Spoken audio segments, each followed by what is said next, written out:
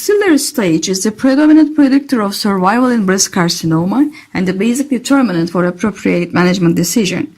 Although a wide range of imaging modalities have been used for axillary staging, lymph node dissection has been the most utilized modality due to highest accuracy. However, this procedure leads to complications such as arm and shoulder pain, lymphedema, and nerve injuries.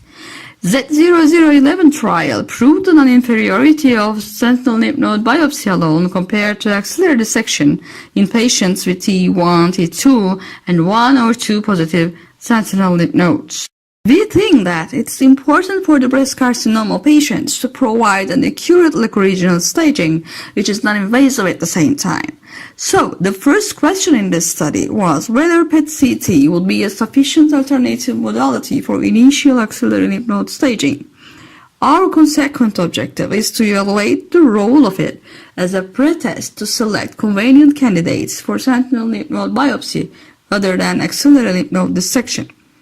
The second issue is the utility of SUV max value in prediction of aggressiveness of disease, that is, obtaining any clues useful for planning the whole treatment strategy from the beginning. To speculate on the first question, we investigated sensitivity, specificity, negative predictive value, positive predictive value, and accuracy of PET-CT on detecting axillary lymph node metastasis with a cutoff value of SUV max, which we calculated. For the prediction about the aggressiveness of the tumor, we tried to find out any correlation between SUV max value and clinical and histopathological features such as tumor size, grade, hormonal status, and Ki-67 value. Additionally, we searched for any correlation with molecular subtypes. Clinical stage 1B3A patients are enrolled in our study. Totally 192 preoperative PET-CT scans, so these patients are investigated retrospectively. Patients who were decided to have neoadjuvant chemotherapy and patients who had PET-CT after excisional intervention to the primary tumor were excluded. Histopathological verification was gold standard for sensitivity, specificity, negative and positive predictive value, and accuracy calculations.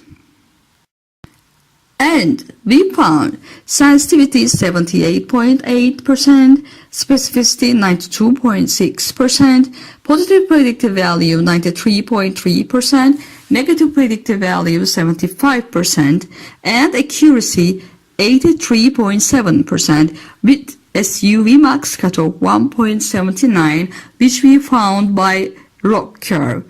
The area under curve of ROC curve was 0.847.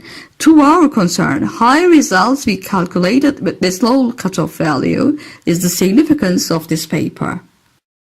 In the table, the correlation results of histopathological features we investigated are summarized.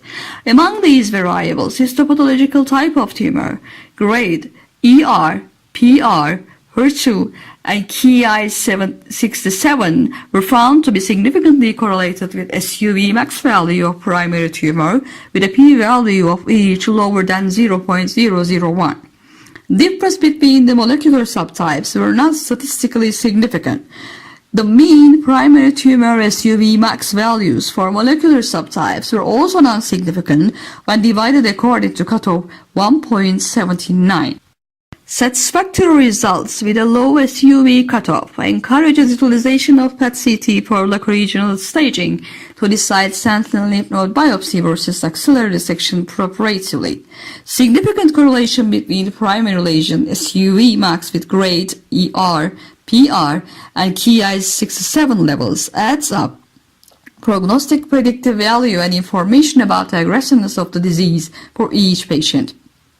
No imaging is sufficient to replace sentinel lymph node biopsy or axillary lymph node dissection, but PET-CT may have an effective role to pre-select candidates for sentinel lymph node biopsy and avoid unnecessary surgery.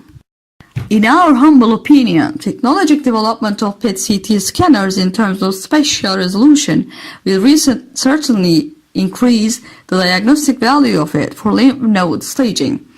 Further larger studies to evaluate cost effectiveness is needed, while development of new local control strategies for oligometastatic disease is in progress in each disease site, and this will consequently increase the necessity for PET-CT. Thank you for your time, and we hope that you had chance to practice upon our paper.